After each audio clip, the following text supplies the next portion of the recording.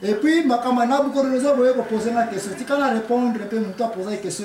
Nzambe abako qu'on a biso bazala ki wapi tamba mindele baye ko sala nini. Voyez qu'on kama biso esclavagisme ko botre biso bikeko bino bozo kanisa ke zala ki na valeur pour protéger la biso pendant que un arbre ne peut même pas protéger quelqu'un qui est buzo ba mususu ya batu to zana ona mokili. Ya ko kanisa ete Nzambe akoyi ko zana nzete ko ko tumba pe eziki. Makamana Nabucodonosor ezalaki volonté ya Nzambe kotinda Nabucodonosor akende kopanza tempelo ya Jérusalem. Donc si vous croyez que Nabucodonosor a ko défendre, a ko panza temple à Jérusalem parce que il était puissant, c'est une erreur qu'il faut corriger pour que nous revoir mukanda ya Nzambe. Nabucodonosor Nzambe yemoko a préparé qui est a pesi motema neti ya nyama.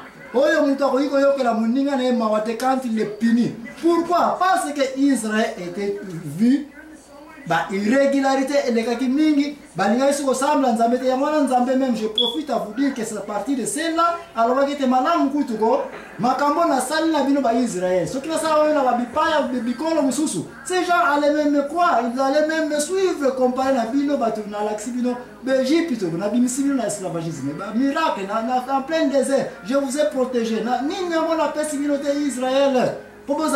Toujours téti. C'est comme ça où Nabucodonosor était préparé par l'Éternel lui-même. Pas que ne kopanzani. Temple oyo Salomon atomaka. Donc c'est comme ça où mission à Nabucodonosor est une mission préparée par l'Éternel Dieu vivant lui-même. Pour la relaxation peut être Nzambe avant la temple loté. Qui est biloko yo les alis salité za koneka entre biso biso ba chrétien, mais je ne peux pas dire ça ici parce que bakabanda kuna biso je ne peux pas ouvrir une porte ba paya baya kokota tika ba chrétien to laver ba linge sale na biso entre biso na biso. Nzambe avanda kana église était mais Nzambe avanda kana na kati ya zoto ya mutu qui est na mokanda Joël onokuta baloba était déchirez vos cœurs mais pas vos habits. Elinga loba était ceux qui besoin cancer biso ba chrétien. Église, temple à Jérusalem, c'est là où est notre foi, c'est là où est l'objet qu'on a dit. Vous vous trompez d'adresse. Un bon chrétien dans l'esprit saint ne compte jamais à une église, à une religion, à temple mon côté et si mon côté. Donc, tika Nabucodonosor na binope, boya na minoko tumba église na biso minoko tumba amen na bisote. Bon, pour la question italique encore une fois Bible, tika na reprendre encore. Na loba ki teke Biblia ezali parole de Dieu. Mais la loba qui était Bible et comment mater Nzambe, ce sont des gens qui ont écrit la Bible. Et la kata Bible, n'est-ce pas mal les akuna, jida tambola kina propre moana na ye, bitumba. Pour ton information, laisse-moi te dire que place où on écoute la saleté na makila et le kina monde. Et ça ils sont la kata Bible.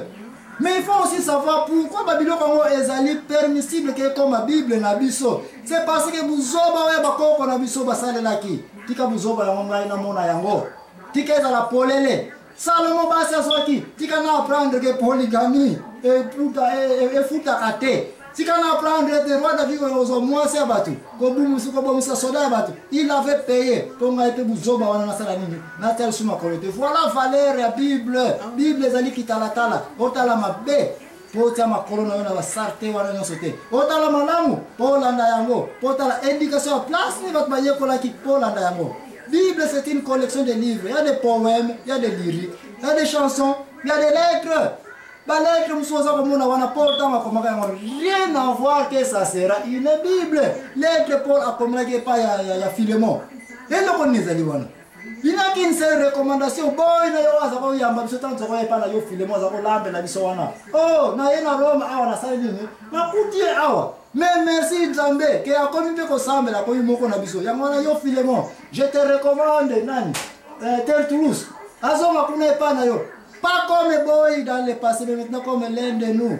Lettre Silinamo, c'est une simple lettre de recommandation. Mais bien après, Tamuba Santu na Roma, Bayeko Sangana, Tamuba Pape na Roma, Bayeko Sangana. Ils ont collectionné beaucoup de livres pour collectionner Babenya Nini. Biblia. Il y a de ces livres, ça je les reconnais, je ne disconfie pas. Il y a de ces livres qui ne le pèsent incomplet. Je les reconnais très bien. Mais maman Alikambo. Mukeo va pesi bisoku tout ça pour comprendre la montée de donc Bible considère comme nene. Voilà pourquoi ba santu ba premier disciple na kolo muso yebo kolo Yesu ba compte penza na mukanda o ya judaïsme te que avant ba sala musala wa côté ya sango balamu que ba kende ya ko ba référence la Bible qui est l'Ancien Testament ici je parle. Jésus-Christ se place au père ayeli bisi bango. Bon c'est la tita munini molimo mosante osala nini. Ekoya molimo na ngomte na otambula la chaque fois que osala face na ba nkusu. Chaque fois osala face na ba mwetu. Osala face na ba nani. Tu n'as pas besoin d'aller dans la Bible on otanga ba nini pour buka bato bazo ko yebsa ke na longola costume na tali ngwanda. On ne peut plus rentrer derrière. Beaucoup on se prend affronter je peux prouver à mon corps que le babaki sona zalaka nango bakisi nyo sopede ya na Belgique. Bampu mswetika na nguna wapi mize mbuto sa ile biso. Qu'est-ce que nous avons bino batuza ko le esclavagisme mundele aye ko bebsa South Afrique. Je n'en disconviens pas. Les autres guerre place batuma vivaka. Il faut qu'il ait guerre. Place batuma za ko lia. Bangombe ba yoko za la 10. Tia bino ko lia ebele. Bangonyoso ba ko lia guerre réalité. Mais tia bino ko mike muke. Ni le boya. La raison du plus fort. Et ko salema. Croisez ba entre mundele na mutu mwindo. Tika to comprendre amo ete ezalaki modération ya vie oyo babindele tamba en Afrique ba yoko kuta que nous étions des primitives. Tous les gens bâtiment sont en retard. Et pour ce fait, il y avait des cas il y a babindele c'est divisaki. Ba on ba yaki avec intérêt monétaire, ba on débat comment ils sont esclaves. Pas par force c'est au départ. Mais puis ce moment où ma crête ne sont lui que ça kana moto tu peux prendre mon enfant. Pesa nga mungu pas moto za yoto ko ya moto. Pesa nga cycle, pesa nga bilamba. En échange avec la technologie tout ça mundele lo na zo pa na biso. Laisse-moi te dire que tout ça ko ba minérer. Tu penses qu'on parle de diamants qui a 1 mètre au timoni au locoté on la rivière au sokoli au locoté amour. Voilà un effort que nous avons. Mais tout ça on le verra ba développement de faire. Tout ça va matière à faire. Nana mwaza na Kinshasa na akoiko yebake faire ça na sema belle place avani. La réalité. Mais il faut mundele aya hapo hapo yebsa se place bozali mabele oyo poto benga to comme ça aluminium.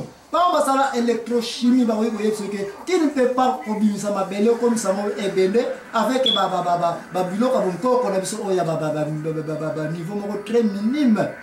Ça demande une technologie très avancée et seul mundela zaki nango. Voilà ye mutaye pa na biso ye ko sa biso ba sentier le sous parce que quand on parle de sentier même bambuku na zamba balana na kama ba sentier na bango ba ye banzela. Là, il y a un débat aux accolés,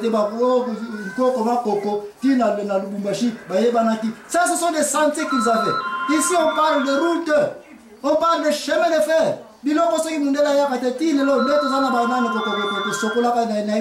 Dans quelles conditions? Vous avez le choix.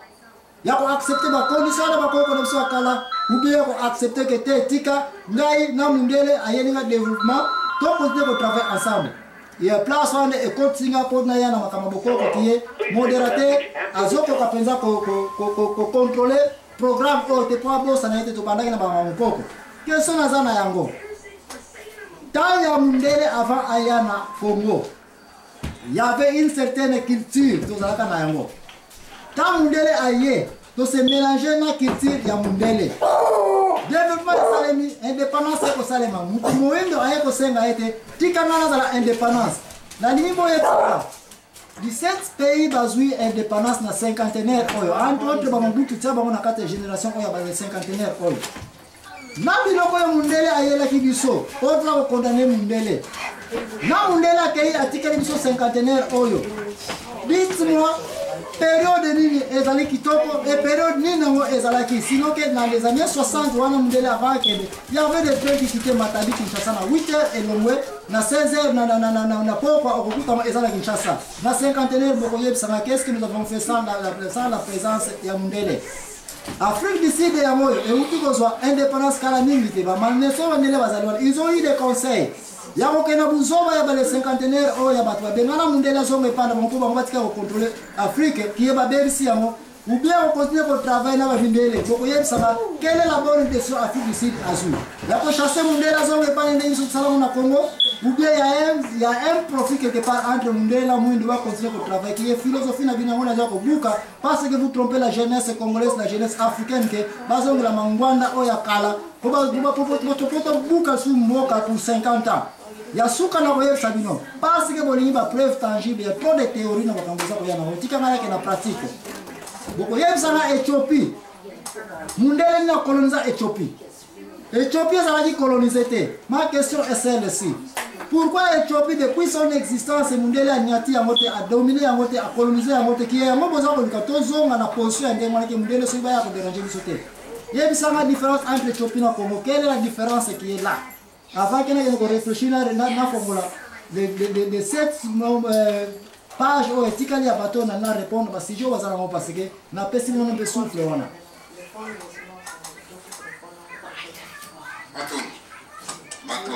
Matondo mingi ndeko za bwana Solopeda na oyo intervention tika sikoto kenda na lombango tokomi na suka ya presque na suka ya masolo mamiso po topesa ndeko papa sasa bongo tokoya kosukisa na mbuta dompe mitakanga. Alors vraiment topesa papa sasa tokomi presque na 1h du matin. Alors vraiment tokokambi kosukisa parce que zape mokolo ya suka te mikolo pe ezali quand même bibile oyo tokozwa lisusu mayanga ni lisusu ya kosangana po ete toloba likambo oyo ebungisaki bato moindo